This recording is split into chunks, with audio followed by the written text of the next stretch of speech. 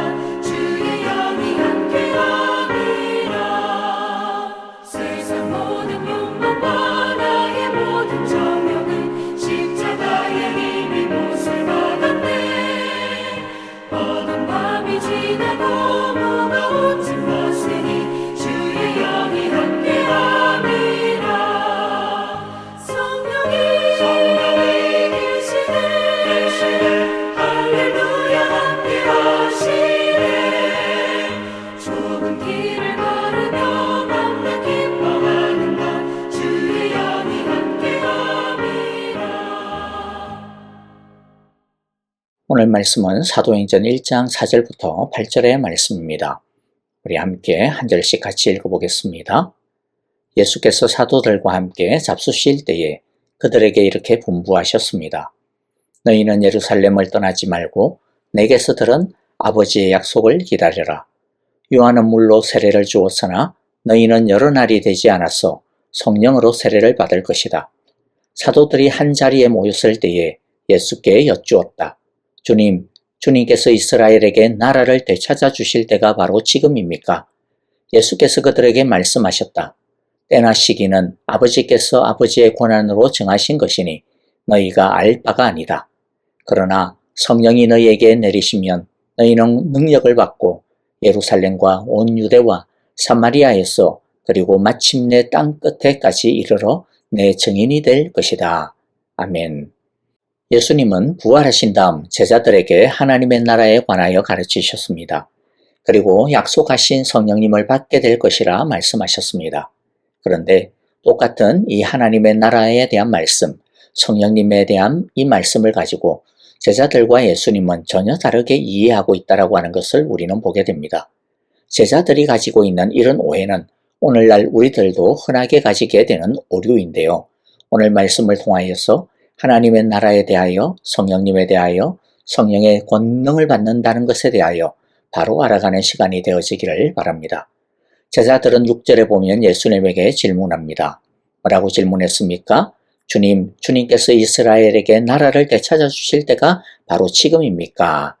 이들은 예수님께서 하나님의 나라에 대하여 가르치시는 그 말씀을 듣고 이스라엘의 회복, 즉 메시아의 나라의 도래를 기대하고 있습니다. 그것도 바로 지금, 즉시 말이죠. 지금 이들은 기대에 부풀어 있습니다. 이들은 불과 한 달 전만 해도 인생이 나락에 떨어질 뻔했습니다. 예수님이 십자가에 매달려 죽음으로 3년 동안 예수님을 메시아로 믿고 따라다니던 세월이 물거품으로 날아가 버리는 줄 알았습니다. 그리고 예수님만 십자가에 죽는 것으로 끝나는 것이 아니고 문제는 예수님을 적극적으로 따라다녔던 자기들도 언제 유대 지도자들에게 찍혀가지고 잡혀갈지 모르는 일촉즉발의 위기 속에 꽁꽁 숨어 지내야만 했습니다.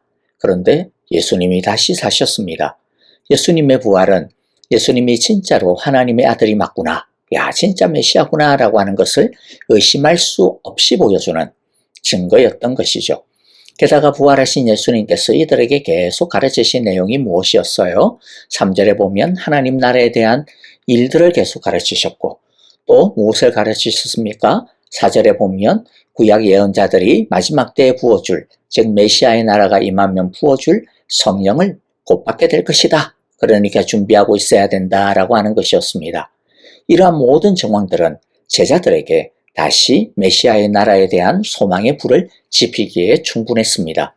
제자들은 행복의 회로를 돌리면서 예수님에게 지금 질문하고 있는 겁니다.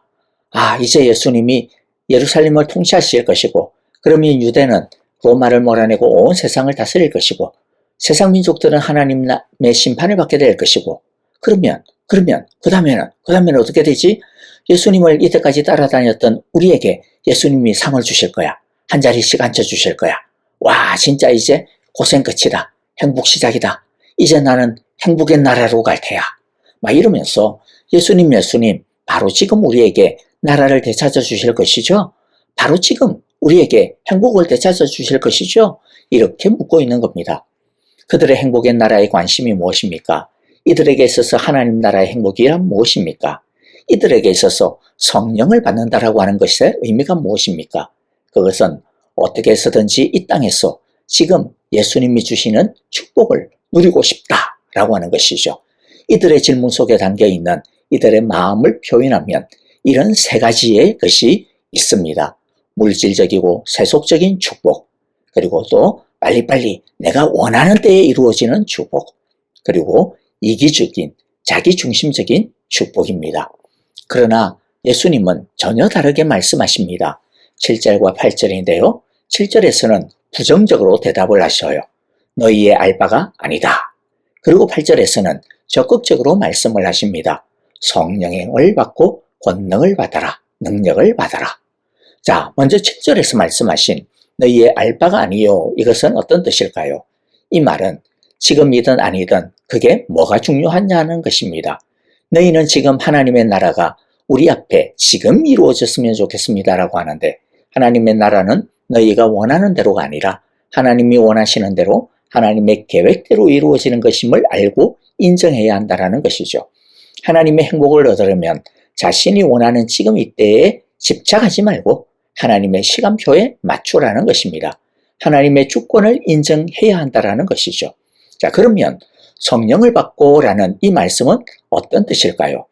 자, 이제 두 번째로 성령이 내리시면 권능을 받을 것이다 라고 하셨는데 이것은 어떤 뜻일까요? 여기서 우리는 능력, 권능에 대해 바로 이해할 필요가 있습니다. 권능에 대한 대표적인 오해가 있는데 능력을 어떤 영적인 카리스마로만 이해하는 것이죠. 물론 이런 성령의 능력에서는 초자연적인 능력 역사가 있습니다. 그러나 이것이 성령의 권능의 본질은 아닙니다. 그러면 성령의 권능의 가장 중요한 본질은 무엇일까요? 그것은 죄를 이기는 것입니다. 사탄의 지배를 끊어버리는 것입니다. 악한 권세를 물리치는 것은 단순히 귀신을 내어 쫓는 그런 것이 아니죠. 귀신을 내어 쫓는다라고 하는 본질이 무엇이겠어요? 그것은 귀신에게 빼앗겼던 자신의 삶의 주권을 하나님에게로 되돌리는 것입니다. 우리는 귀신이 나가는 것만을 보고 와 하고 놀라고 박수를 칩니다마는 그런데 귀신은 나갔는데 그 인생의 주권을 하나님이 아니라 자기 자신이 차지한다면 어떻게 되는 것일까요? 예수님은 이것을 보고 귀신이 쫓겨나갔는데 그런데 그 다음에 더 큰 센 귀신이 와서 다시 더 강하게 그 사람을 장악하게 되는 것이다. 그렇게 말씀을 하셨습니다. 분명히 알아야 됩니다. 성령의 카리스마틱한 능력의 나타남의 본질은 하나님 주권의 회복, 하나님 은혜의 회복, 하나님 생명의 회복, 하나님 사랑의 회복, 하나님 형상의 회복에 있습니다. 이것이 진정한 치유인 것입니다. 성령이 임하면 악과 싸우고 죄와 싸우는 힘이 생깁니다. 그리고 우리를 결박하고 있는 죄와 이 사탄을 몰아냅니다. 그때 자유함이 생기고 평안이 생기고 기쁨이 넘쳐나고 행복의 나라가 이루어지게 됩니다. 싸워야 하는 죄가 무엇입니까? 오늘 본문으로만 한정하면 제자들이 보여주고 있었던 이 세 가지의 오류, 편견이 있었죠. 바로 그거죠. 이것이 무너져야만 진정한 성령님의 나라, 행복의 나라가 우리 안에 세워지는 것입니다. 하나님은 우리가 성령의 능력을 받아 이 죄를 이겨내어 성령님이 이루시는 행복의 나라 속에서 살기를 원하십니다. 6절에서 말한 제자들의 질문 가운데 담겨져 있었던 세 가지의 오류, 세 가지의 죄, 다시 한 번 더 정리해보면 무엇이었죠? 물질적인 세속주의적인 축복, 빨리빨리 내가 원하는 때에 이루어지기를 원하는 축복, 이기적이고 자기중심적인 축복. 자, 이것이 바로 제자들뿐만 아니라 우리들 속에 있는 아주 본질적인 죄라고 할 수 있을 것입니다. 하나님은 이 세 가지를 극복해야 한다라고 말씀하십니다. 이 세 가지를 극복하라고 하나님의 나라를, 성령님을 우리에게 보내어 주신다 하시는 것이죠. 자, 이제 정리하면서요. 우리에게 성령이 임하면 우리가 능력을 받고 성령님의 나라, 하나님의 나라가 임하면 어떤 일들이 일어나는지 봅시다. 하나님께서 우리에게 왜 하나님의 나라를, 성령의 권능을, 성령님의 나라를 이루시는지 살펴보겠습니다. 첫째, 성령님의 능력을 받으면 물질적, 세속적인 것을 많이 채우려는 관심에서 벗어나 하나님 나라에 대한 관심과 열망을 가지게 됩니다. 더 나아가 이 세상의 만족, 성공과 불만족과 실패, 이런 것들에 따라서 흔들리지 않게 됩니다. 뿐만 아니라 하나님의 복음과 하나님의 나라가 일어나고 퍼져나가는 것에 오히려 더 관심을 가지게 되고 그것을 목적으로 삼게 됩니다. 둘째, 하나님의 시간에 맞출 줄 알게 됩니다. 늦어도 힘들어도 바른 길, 예수님의 길을 걸어가는 힘을 갖게 됩니다. 자신이 원하는 때에 원하는 대로 이루어지지 않아도 조바심을 갖지 않게 됩니다. 왜냐하면 내 때보다는 하나님의 때가 더 선하고 온전하고 더 행복하게 하는 줄을 믿기 때문이죠. 결국에는 하나님께서 협력하여 선을 이루실 줄을 확신하기 때문입니다. 셋째, 자신의 행복만 생각하던 사람이 다른 사람의 행복을 위해 살게 됩니다. 8절에서 증인이 되리라 하셨는데 증인의 삶이란 진정한 행복을 몰라 헤매고 있는 사람에게 참 하나님 나라의 행복을 전하는 것이죠. 성령님이 오셔서 결국에 이루시려는 가장 중요한 최종적인 골은 하나님 나라의 행복을 우리를 넘어 온 세상에 전하고 퍼져나가게 하는 것입니다. 성령님을 몰랐을 때에는 하나님의 나라가 나의 행복을 위한 나라인 줄로만 알았지만 우리가 진짜 성령님의 권능을 받게 되면 자기 중심성을 극복하게 됩니다. 예수님이 자신의 생명을 바쳐 우리에게 하나님 나라의 행복을 가져다 주신 것처럼 성령의 사람은 자신이 받은 이 하나님 나라의 행복을 다른 사람에게 전하고자 하는 마음을 갖게 됩니다. 사람은 본질적으로 자기중심적이죠. 그런데 이 자기중심적인 사랑을 우리가 성령의 능력으로 극복하게 되는 것이죠. 그리고 이렇게 자기를 뛰어넘을 때 복의 통로가 되고 복의 근원이 되어질 때 진짜 행복을 알게 됩니다. 성령님의 행복의 나라를 이루게 되는 것이죠. 말씀을 마무리합니다. 제자들은 이 땅의 나라를 원했습니다. 이 세상에서 한 자리 차지하게 되면 그것이야말로 진짜 하나님의 나라고 행복한 나라일 것이라 생각하였던 거죠. 그러나 예수님은 그것은 아무것도 아니라 말씀하십니다. 하나님의 나라가 임할 것이라 말씀하시는데 성령님이 임하여 권능을 받게 될 것이라 말씀하시는데 성령님이 주시는 진짜 권능, 그리하여 성령님께서 이루시는 진짜 행복한 하나님의 나라가 무엇입니까? 우리가 다시 세 가지 정리해서 마무리해요. 첫째는 성령님의 능력을 받으면 물질적 세속적인 것을 많이 채우려고 하는 관심에서 벗어나 욕심에서 벗어나 집착에서 벗어나 하나님 나라에 대한 관심과 열망을 가지게 되는 거고, 둘째는 하나님의 시간에 맞출 줄 알게 되어져서 노심초사하는 그러한 마음에서 자유하게 되고, 셋째, 자신의 행복만 생각하던 사람이 다른 사람의 행복을 위해 살게 되어지게 됩니다. 우리 모두 진정한 성령의 권능을 소유하고 참된 행복의 나라, 성령님의 나라 속에서 살아갈 수 있게 되어지기를 간절히 기도하고 축복합니다. 아멘. 자, 오늘 우리에게 주신 귀한 말씀들 마음 가운데 새기면서 주여 우리 속에 성령님의 권능을, 성령님의 나라를, 하나님의 나라를 이루어 주소서라고 우리 함께 기도하기를 원합니다.